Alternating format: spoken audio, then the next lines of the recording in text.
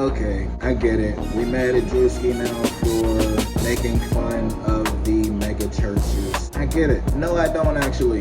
I thought the skit was funny, and as a baptized Christian, I feel like I have that okay to say. These are all things that actually happen in the church. Same churches that your grandma raised you in, that your mom took you to, that your great-grandma used to take them to. These are the things that go on in church, and especially these mega churches who rob the community blind while buying airplanes. I remember I want to say back in like 2015, my mom literally charged me for a prayer. She told me to give her a couple of dollars for tithes and offerings and she'll pray for me. This is when I realized how bullshit some of these churches are. Keep in mind, she went to Creflo Dollar's church and he just bought an airplane the year before. I'm not donating to your gas mileage. I don't get to ride that plane. I'm not donating to it. My tithes and offerings have been far behind because I don't see what churches do for the community.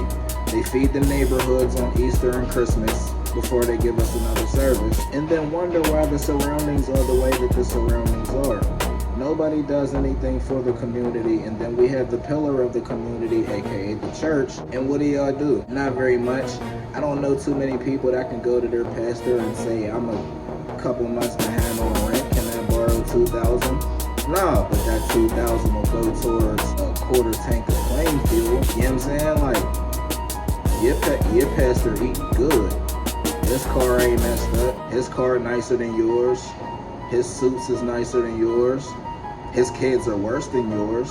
But everything that he has is stuff that you help pay for. And this is what Drewski put on display in his skit. See, what some people don't realize, and I may get in a lot of trouble for what I'm saying here, there's a reason why people in my generation don't go to church anymore. And it's not just because we were forced to as a kid, we just decided not to. Some of us were kids and grew up in church and realized the type of shit that goes on in church.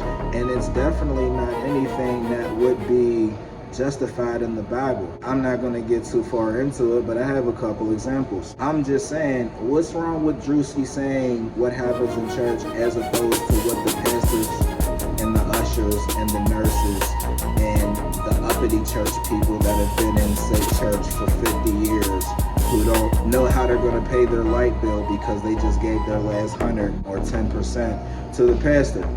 That's all I'm saying. I knew once he jumped off with Kirk Franklin's Revolution, it was going to be dog shit from there, and I was ready for it.